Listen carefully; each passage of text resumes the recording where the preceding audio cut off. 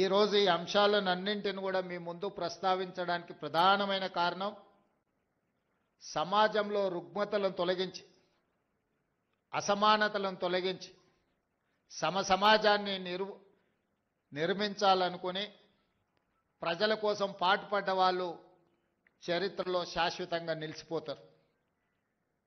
వాళ్ళ స్ఫూర్తితోని ఈ ప్రభుత్వం ఇందిరమ్మ రాజ్యం ఏర్పడ్డది.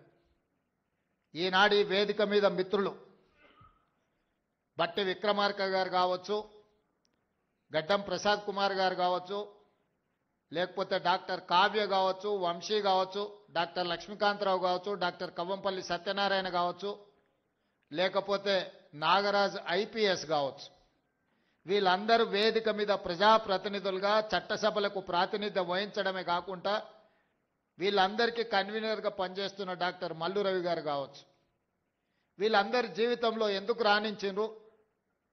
ఈరోజు చిన్న వయసులోనే వంశీ ఎంపీ కావడము, కావ్య డాక్టర్గా రాణించడమే కాకుండా ఈరోజు పార్లమెంట్ సభ్యురాలుగా ప్రాతినిధ్యం వహిస్తున్నదంటే దీనికి ప్రధానమైన కారణం ఈ దేశానికి స్వతంత్రం ఇప్పించిన కాంగ్రెస్ పార్టీ, పండిత్ జవహర్లాల్ నెహ్రూ గారు మొట్టమొదటి ప్రధానమంత్రిగా ఈ దేశ ప్రజలు పరిపాలన చేసుకోవడానికి అవసరమైన రాజ్యాంగాన్ని రచించుకోవడానికి డాక్టర్ బాబాసాహెబ్ అంబేద్కర్ గారి నాయకత్వంలో ఈ రాజ్యాంగాన్ని దేశానికి అందించడం జరిగింది. డాక్టర్ బాబాసాహెబ్ అందించిన రాజ్యాంగం, ఆ స్ఫూర్తి ఈనాడు కాంగ్రెస్ పార్టీ ఎస్సీ ఎస్టీ రిజర్వేషన్లు అందించడం ద్వారా సమాజంలో అణిచివేతకు గురైతున్న వీళ్లను, పాలితులుగా ఉన్న దళితులను, గిరిజనులను పాలకులుగా తయారు చేసి పాలసీలను ఈ దేశానికి అందించే అవకాశం కాంగ్రెస్ పార్టీ ఇచ్చింది.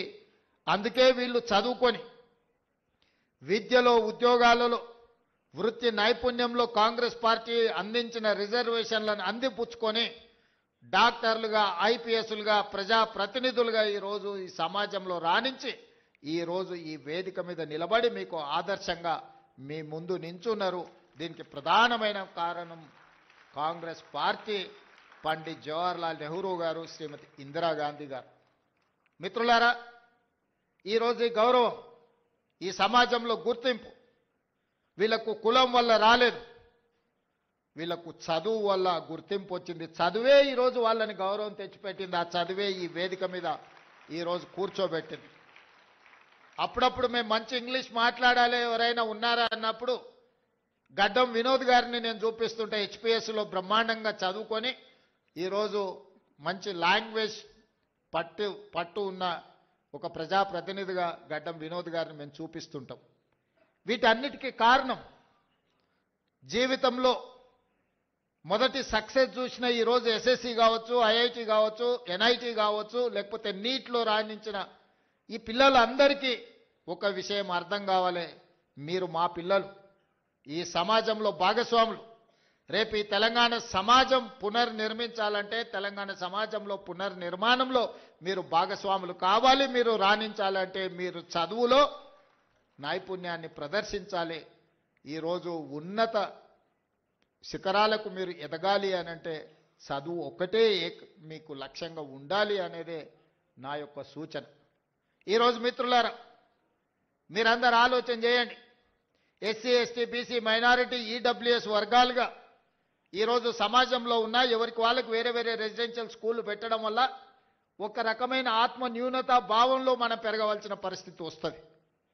ఎందుకు ఈ సమాజం మమ్మల్ని దళితులు కదా అని ఒక పక్కన పెట్టినరా, లేకపోతే గిరిజనులని మమ్మల్ని ఇంకొక పక్కన పెట్టిరా, బలైన వర్గాలని మమ్మల్ని చిన్నచూపు చూస్తున్నారా అని మన మనసులో ఎక్కడో ఒక దగ్గర నిగూఢమైన అభద్రతా భావం ఉంటుంది. వీటిని తొలగించాలి అనంటే మనం అందరం కలిసి చదువుకోవాలి, కలిసి పెరగాలి, కలిసి జీవితాన్ని పంచుకోవాలి. అప్పుడే ఈ ఆత్మన్యూనత భావం పోతుంది. ఈ సమాజ నిర్మాణంలో మీరు భాగస్వాములు అవుతారు అని ఆలోచన చేసి ఈరోజు రాష్ట్ర ప్రభుత్వం young India integrated residential schools అనే ఒక విధానాన్ని తీసుకొచ్చి ఈ దేశానికి ఆదర్శంగా ఉండే విధంగా 25 ఎకరాలలో ఒక కార్పొరేట్ కాలేజీలతో పోటీ పడే విధంగా ఈచ్ స్కూల్కి 200 కోట్ల రూపాయలు కేటాయించి ఈరోజు మీకు ఒక ఇంటర్నేషనల్ స్టాండర్డ్స్ ఎడ్యుకేషన్ని not only infrastructure, educational qualification కూడా, అక్కడ ఉండే క్వాలిటీ కూడా పెంచాలి అని ఒక లక్ష్యంతో ఈరోజు మేము పనిచేస్తున్నాం. ఈరోజు చాలామంది విమర్శిస్తున్నారు. ఇవాళనే ఒక పత్రికలో చూసిన, ఈ SC ST BC minority EWS పిల్లలకు 200 కోట్ల రూపాయలు పెట్టి 100 అంటే దాదాపుగా 25,000 కోట్ల రూపాయలు ఖర్చు పెట్టి కట్టాల్సిన అవసరం ఉందా అని ఒక పత్రిక రాసింది, ఒక రాజకీయ పార్టీకి సంబంధించిన పత్రిక. కరెక్టే మీ విధానంలో, కరెక్టే మీ విధానంలో. ఎందుకంటే మీరు అధికారంలో ఉన్నప్పుడు బర్రెలు గొర్రెలు చేపలు చెప్పులు కుట్టుకోండి అనే స్కీములు మీరు తీసుకొచ్చిండ్రు. ఆనాడు బడుగు బలైన దళిత గిరిజన మైనారిటీ వర్గాలు ఏం చేయాలంటే దళితులు చెప్పులు కుట్టుకోవాలి, బలహీన వర్గాలు చేపలు పట్టుకోవాలి, ట్రైబల్స్ పందులు పెంచుకోవాలని గత ప్రభుత్వంలో స్కీములు వచ్చినాయి. మీరు అందరూ చూడండి, గత 10 సంవత్సరాలలో ఏం చెప్పారు? బర్రెలు గొర్రెలు ఇస్తాం, చేపలు ఇస్తాం, చెప్పులు కుట్టుకోండి, మీకు స్కీములు ఇస్తామని చెప్పిండ్రు తప్ప మీకు చదువు చెప్తాం, మీకు రాజ్యాధికారం ఇస్తాం, మీ రాజ్యం నిర్మాణంలో మిమ్మల్ని భాగస్వాములను చేస్తామని చెప్పలేదు. మీ చదువుకున్న నిరుద్యోగ యువకులకు పీజీలు పిహెచ్డీలు చదివి ఇలా చాలామంది పేదోళ్ళు, నేను గ్రామీణ ప్రాంతం నుంచి వచ్చిన, గ్రామీణ పరిస్థితులు ఎట్లుంటాయో క్షుణ్ణంగా అవగాహన ఉన్నవాడిగా చెప్తున్నా.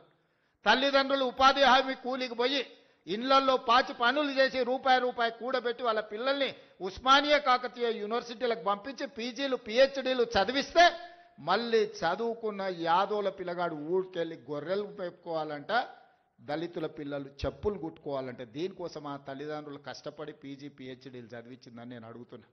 ఎందుకు ఆ 10 సంవత్సరాలలో ఉద్యోగ నోటిఫికేషన్లు ఇవ్వలేదు?